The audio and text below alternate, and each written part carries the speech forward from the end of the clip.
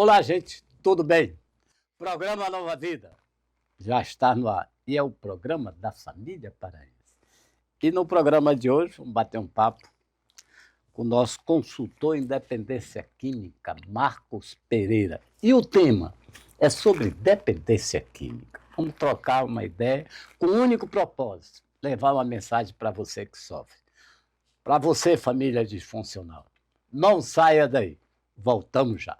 Conheça o Espaço Nova Vida, uma comunidade terapêutica com trabalho voltado para a prevenção e o tratamento da dependência química de álcool e outras drogas.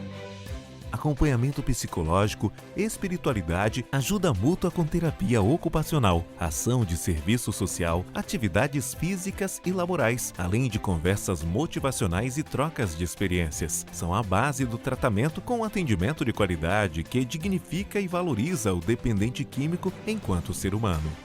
Dormitórios, refeitórios, auditório, piscinas, salas de reunião, áreas de lazer e meditação fazem parte do complexo que é compartilhado pela comunidade. Internação plantão 24 horas. 999830332. Cresça no turismo. O Bampará tem o crédito sob medida para quem quer crescer.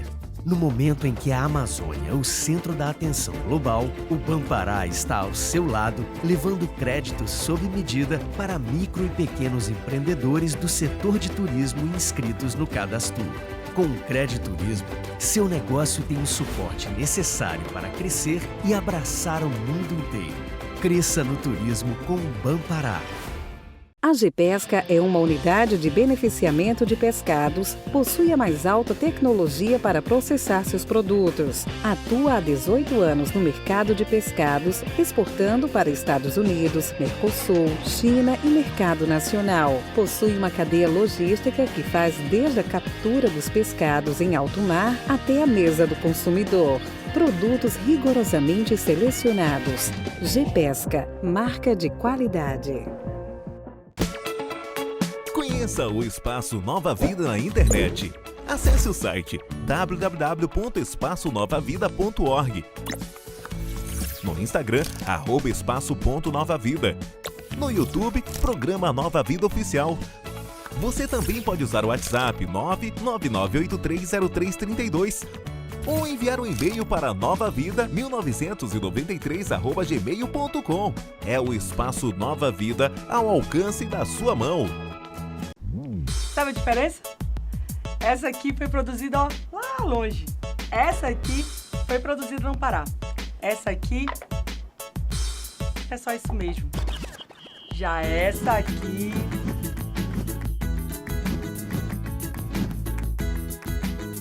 Entendeu? Parecem iguais, mas produto paraense tem muito mais valor. O Pará é mais com a indústria. Sistema FIEPA.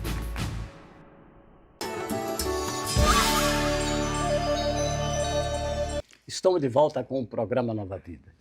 Como eu falei na abertura, vou bater um papo aqui com Marcos Pereira, consultor em dependência química. Marcos, dependência química é falta de vergonha na cara ou uma doença?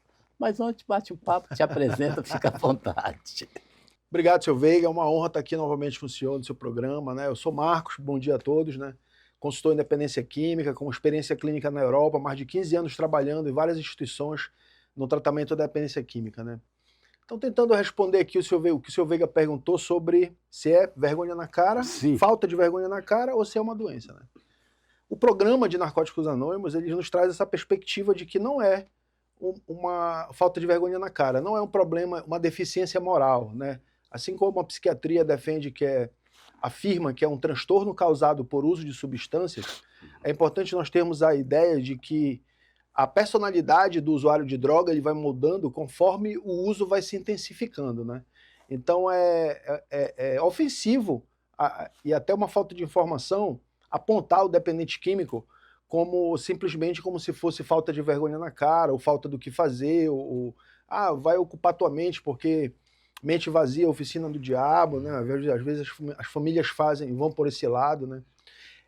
Nós sabemos que o dependente químico, em busca da sua substância de prazer, pode cometer delitos, pode maltratar as pessoas dentro de casa, pode causar vários desconfortos com quem vive próximo a ele, e a gente sabe que ele acaba deixando um rastro de destruição.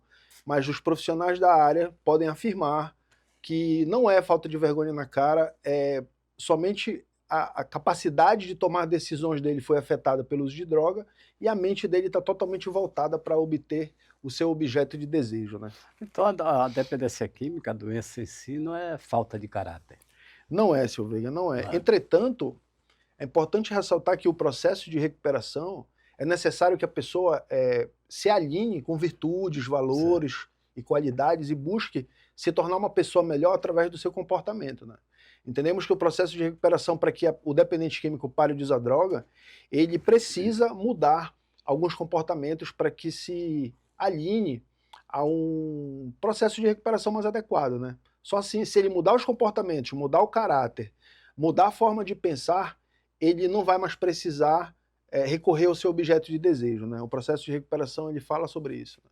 Agora, desculpa, Marco, eu te interromper, diga. já interrompindo. Fique à vontade, seu Veiga. Por que é tão difícil entrar em recuperação?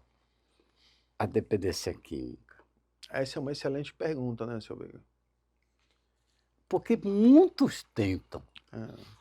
Mas, digamos aqui no Nova Vida, o tratamento é de 6 meses. Tem começo, meio e fim. A desistência é muito grande, a autossuficiência, achando que já aprendeu, que é o bastante, que não vai mais usar, que vai usar controlado. São várias justificativas. Por que essa dificuldade toda? Seu Veiga, a dependência química, ela é uma doença que ela tem uma característica que nenhuma outra doença tem. Sim. Ela faz o dependente químico pensar que não tem uma doença. Isso chama-se negação. Porque a doença em si é da negação. Né? Pois é.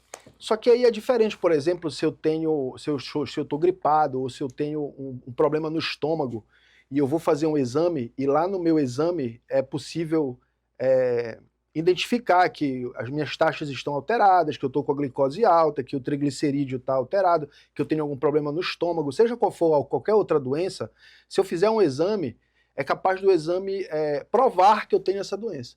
Mas a dependência química, ela é uma doença que ela é difícil a detecção, o diagnóstico e o tratamento. Sim.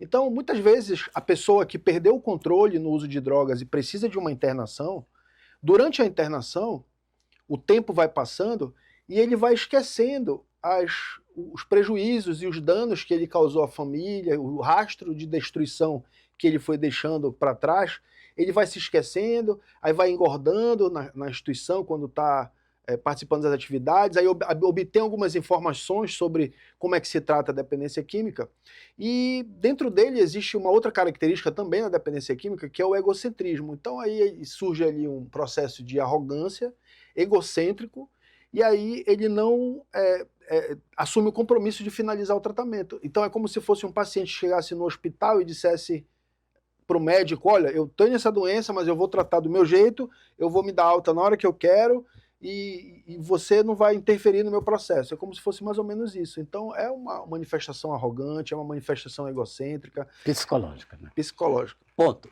Vou fazer uma outra pergunta. Vamos colocar um exemplo. O diabético. Sim. Eu descubro que eu estou diabético. Não posso comer açúcar. Acabou. Tão simples quanto isso, né? Estou conscientizado. Ponto. A dependência química não existe essa conscientização. Né? Você começa com namoro, a doença ela é progressiva, o dia que eu quiser parar eu paro, eu sei o que eu estou fazendo, cuida da tua vida. Né? E essa justificativa toda. Isso é uma falta de um trabalho de políticas públicas conscientizando a juventude, os jovens, a não usar, e sim criam expectativa, curiosidade para os jovens usarem droga? A sua pergunta é muito coerente e possui várias camadas de interpretação, né? Porque quando nós vamos para o poder público, existe sim uma responsabilidade, deveria pelo menos ter, né, dos nossos governantes incentivarem cada vez mais a questão da prevenção ao uso de droga. Só que sabemos que o Brasil é um país subdesenvolvido, muitos estados aqui no Brasil são estados de baixa renda, né? Muita gente sobrevive com pouco dinheiro, a situação é precária, mesmo alguns governos tendo muito dinheiro para cuidar da cidade, a gente não vê muito isso acontecer. O que acontece? Esse contexto onde o dependente químico cresce acaba influenciando muito o uso dele. E voltando para outra camada da sua pergunta, a dificuldade que o dependente químico tem de entender que ele tem um problema, como se fosse o diabético, né? O diabético entende que tem um problema e se eu não posso comer doce, pronto, acabou. Porque o diabético ele se autodiagnostica. Como assim? Eu estou diabético, não posso comer bolo. Ele entende, pois é, mas aí é a e o questão... adicto não, ele acha que pode usar controlado. A questão aí do diabético é uma coisa, por exemplo, como eu falei ainda agora, ele fez um exame, é comprovado, ele tem prova de que ele não pode fazer aquilo, porque a taxa do sangue aumenta, a glicose aumenta e tudo mais, e ele sabe que ele vai estar prejudicando a vida dele. Então é uma decisão racional. Só que quando se trata de dependência química, ela é uma doença que ela é caracterizada, a psiquiatria chama-se de TUS, transtorno causado por uso de substância. Certo. E aí o que acontece? O programa de 12 Passos, ele fala que é uma doença física, mental e espiritual. Então, aí, de terminações fatais. Pois é. Então o que acontece? O nosso entendimento em torno da dificuldade do que o dependente químico tem de adotar um processo de recuperação contínuo e consistente é porque ele não usa a mesma lógica racional que o diabético usa em relação ao doce. O diabético ele pensa, eu não posso comer doce porque eu tenho um problema de saúde e eu não vou comer pronto. O dependente químico, a lógica não é racional. Eu não posso usar droga e eu não deveria usar droga porque isso vai prejudicar a minha vida. Quando se trata do uso de substâncias, o uso de substâncias ele causa muito prazer. Então, normalmente, a dependência química ela é associada o dependente químico, ele quer aliviar a dor que ele está sentindo usando aquela substância. Então, é uma lógica mais emocional. Quando a gente trabalha com dependência química, já é fato que existem muitos relatos de problemas familiares, um contexto familiar disfuncional, um pai que abandonou, uma mãe que foi muito agressiva. Eu não estou responsabilizando a família, mas o que a gente percebe é que muitas vezes o dependente químico ele é um sintoma de uma família, de um bairro, de uma população, de um país disfuncional. Então, muitas vezes acontece a decisão de usar droga, de não usar droga, não é uma mera decisão lógica, racional, é uma decisão emocional. Né? Porque o dependente químico busca a droga como uma solução do problema dele. Sim. Agora, família, telespectador, nós estamos batendo um papo aqui, não tecnicamente. Tá? Nós estamos falando com uma simplicidade para você entender. Tá? Nós estamos chegando com uma mensagem na sua casa, para você entender, tirar alguma dúvida. Marcos, quando a doença se instala, o corpo necessita da droga. Sim. E a doença ela é sutil. Sim. Você perde o controle sobre a sua vida, sobre sua droga de identificação. Sim. Você sabe que vai fazer mal, mas você perdeu o controle da sua vida e perante sua droga de identificação. Sim. O que fazer para você não usar o adicto? Tem um mecanismo, tem um programa. O programa de prevenção à recaída é importante? Ponto. É importante. Sem dúvida nenhuma, né? A partir do momento que o dependente químico busca a recuperação, ele deve ser devidamente orientado sobre essa proposta, que é o programa de prevenção à recaída, que fala de 11, é como se fosse uma curva, né? É um gráfico. São 36 situações que uma delas pode te levar ao uso. Ponto. Na verdade, mas essas 36 situações, elas são... Comportamentos, sentimentos, e aí? Principalmente pensamento. Certo. A forma que a pessoa pensa, porque o ser humano ele age assim, eu penso, ele forma um pensamento distorcido e acredita. Aí eu sinto e eu ajo, né? É pensamento, sentimento e ação. Então, a forma que a pessoa pensa é por onde tudo começa, né? Então, o programa de prevenção à recaída ele é importante. Entender que a dependência química não é uma mera escolha, não é uma falta de caráter, é importante.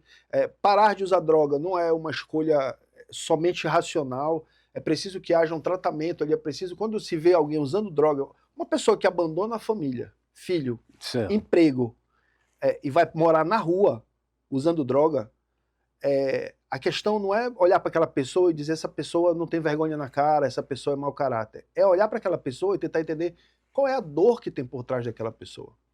Né? Tem alguns traumas de infância também. Certamente, trabalhando nesse contexto do tratamento da dependência química, todo paciente que senta, a gente começa a conversar e quando ele se abre mais um pouco, a gente chega em algum momento que a gente percebe que houve ali uma ruptura, né, um trauma psicológico ou emocional, sofreu bullying no colégio, cresceu numa família disfuncional, ele pode ter uma crença de que a minha mãe gosta mais do meu irmão do que de mim, né? E aí ele vai buscar essa informação como uma reafirmação, né? Pequenos comportamentos da mãe, ele começa a reafirmar, tá vendo? Eu sabia que ela gostava mais do meu irmão do que de mim. Então ele vai criando coisas na cabeça dele que ele vai criando um sistema de crenças disfuncional. Perfeito. E esse sistema de crenças muitas vezes faz ele ir para droga, faz ele ir para a rua. A droga traz o prazer e o alívio que ela promete, e ele não consegue depois largar, sair desse labirinto que ele mesmo se coloca. Né? Amor exigente ajuda um dependente químico? Eu não tenho a menor dúvida, cara. Eu sou suspeito para falar, seu Viga. Eu sou voluntário do Amor Exigente também, né? Tive a oportunidade de ir em Campinas, né? De ir em São Paulo fazer o curso. Mas explique o que é o amor exigente. Vou explicar. O amor com limite. Vou explicar. Não é aquele amor doentio. O Amor Exigente é uma irmandade, é uma instituição, né, que ajuda. É um programa, né? Que ajuda os familiares dos dependentes químicos a retomarem o controle de suas vidas, a cuidarem de si mesmas e reassumirem a autonomia para saber como lidar com o dependente químico em casa. Então eu sou muito suspeito para falar, existe um jargão dentro de Amor Exigente, que eu sou fã, que ele fala assim, o seu amor sem exigência me humilha, a sua exigência sem amor me revolta, e o seu amor exigente me fortalece. Então, explicando essa máxima do amor exigente, acontece, se você é criado numa família onde você dá o amor, mas não dá limite, não dá, não direciona, não impõe regras, né? Se a família for o tempo todo, a gente fala do famoso menino mimado, né? Mamãezado, né? O rei bebê. Se você é uma família onde tem lá um dependente químico, que você criou ele, botou ele no altar, sem mostrar para ele como a vida é de verdade, sem impor limites, sem botar regras, a vida vai tratar de humilhar essa pessoa. Ou seja, o seu amor sem exigência me humilha. A vida vai humilhar essa pessoa, porque essa pessoa, se o tempo todo tiver um pai e uma mãe resolvendo os problemas dela, o pai e a mãe estão tirando a autonomia dessa pessoa de resolver os próprios problemas. Então esse adulto, ele vai crescer um adulto infantilizado. Certo.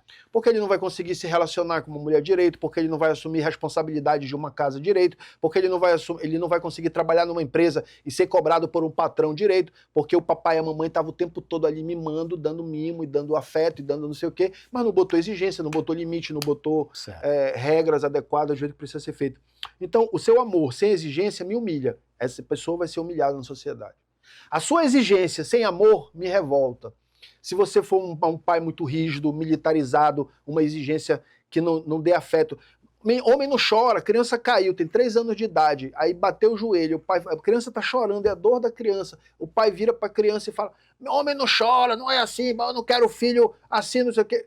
Você tem que rever seus conceitos em relação a como educar uma criança. Né? Gente, vamos dar uma paradinha aqui, a gente volta já. Portanto, não saia daí. Programa Nova Vida, programa da família paraense. Tamo junto.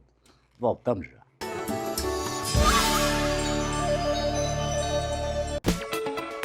Conheça o Espaço Nova Vida na internet. Acesse o site www.espaçonovavida.org. No Instagram, @espaço.novavida. No YouTube, Programa Nova Vida Oficial. Você também pode usar o WhatsApp 999830332 ou enviar um e-mail para novavida1993@gmail.com. É o Espaço Nova Vida ao alcance da sua mão. Olá, família, estamos de volta com o programa Nova Vida, hoje batendo papo com o conselheiro em Dependência Química, Marcos Pereira. Dando continuidade no nosso papo, Mande. A família deve dar dinheiro para o dependente químico em recuperação? Logo que ele sai do tratamento, não é recomendado, né? Especialmente se ele tiver... o dinheiro pode ser um gatilho de recaída. A gente não entende, vários fatores contribuem para a dependência química. E a relação que o dependente químico estabelece com o dinheiro, quando ele está na ativa usando substâncias, faz com que mexa na antecipação do prazer. Ele pensa, eu tenho dinheiro, então eu vou poder usar minha substância. Então é recomendado que não se dê dinheiro. Em alguns casos isso precisa ser muito bem analisado, né? Cada caso é um caso. Existem residentes que eles são autônomos, que eles têm suas profissões, que eles vão sair da instituição e são eles que são a figura, o esteio financeiro da casa. Depende muito da evolução dessa doença, né? Porque tem pacientes que chegam digamos aqui, numa nova vida totalmente debilitados. Tá entendendo? 6 meses é pouco. Né? Por que 6 meses para quem está fora parece muito, mas para quem está no processo parece pouco? É porque o cérebro foi fortemente afetado. Sim, era isso aí que eu ia pontuar. Uma pessoa que chega em situação de rua, Silvio, não faz isso porque ele quer. Sim. Ele não faz isso porque está agradável ou porque está gostoso usar droga. O corpo sente falta da droga, né? Você vê a irritabilidade, a síndrome de abstinência, você não tem controle e perde o controle. Agora, uma perguntazinha para... Presta atenção, família. Todos os casos da dependência química, há necessidade de internação? Silveiga, não. Não há. Todos não. O que acontece é o seguinte... Algumas pessoas que estão colocando em risco a própria vida e a vida dos outros, que já perderam o emprego, que já tem, os relacionamentos familiares já estão desgastados, essa pessoa certamente precisa de um tratamento. Mas existem algumas pessoas que, por exemplo, desenvolvem a dependência química, né, usam ali aquela substância diariamente, mas... um tratamento ambulatorial. Pois é, não precisa necessariamente de uma internação, mas precisa de um tratamento para lidar com isso. Agora tem que ser um bom profissional. Porque sozinho ninguém consegue, me desculpa falar. Eu não conheci 15, 16 anos de experiência uma pessoa que largou a dependência química sozinho. A pessoa, ela diz, ou eu fui internado, ou eu fui para a igreja, ou eu procurei ajuda de psicólogo, psiquiatra. Ela buscou alguma forma de tentar resolver aquilo. Algumas pessoas dizem, um dia eu decidi parar e parei. Eu já ouvi essa história, mas eu acho que isso são pequenas exceções e a gente não deve tratar um assunto sério com exceções. E quanto mais profissional, quanto mais ajuda tiver, né, atividade física, psicólogo, terapeuta, internação, quanto mais ajuda tiver, porque é uma doença difícil. Marcos, e a recuperação para o resto da vida? A doença ela é crônica, pronto, né? Esse é o ponto. Eu não vou mais deixar de ser dependente químico. A pessoa nunca deixa de ser. Ponto. Recaída significa que o tratamento fracassou? Se eu vejo a recaída, ela não faz parte do tratamento, né?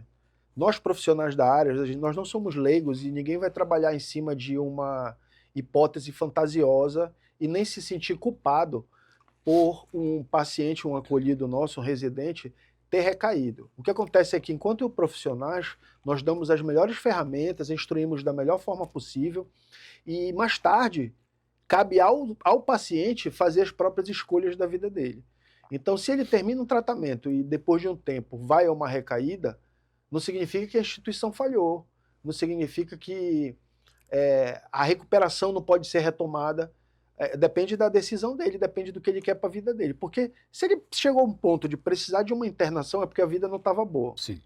Saiu da internação, ficou um tempo limpo, e se ele vier a recair e permanecer recaído, esse paciente precisa de ajuda de novo para ser internado. Mas muitas vezes a recaída ela vem como um lapso. Tem gente que recai, usa um dia, para e diz, peraí, não era para ter feito isso, e retoma o processo de recuperação. Então cada caso é um caso. Olha só a colocação. E retoma o processo de recuperação. Porque se abandonar, não tem aí como, vai para o fundo do poço mesmo. Não dá. Agora, olha essa pergunta. Presta bem atenção.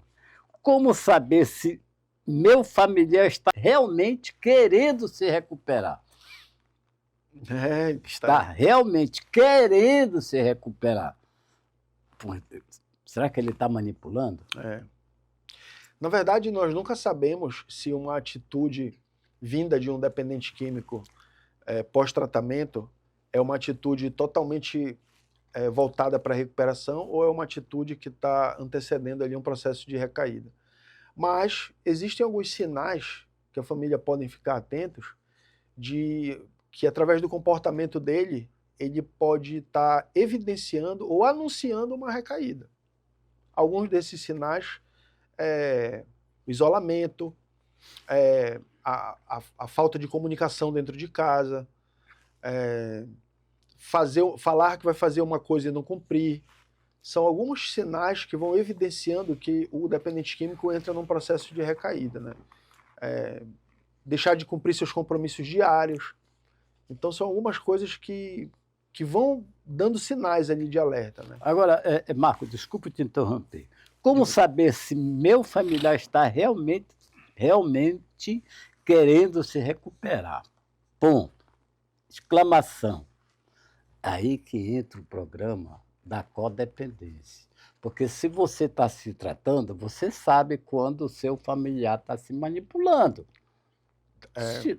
Não fica mais fácil? Fica mais fácil se você estiver informado, né? Informado. Porque o que ocorre? O teu familiar vem para o tratamento e você não vai para a reunião da família. Então, os dois têm que crescerem juntos. O doente sofre pela droga e a família sofre para não saber lidar. Agora, bem rápido, o que a família faz de errado sem perceber? Cita aí alguma coisa. Jogo rápido agora.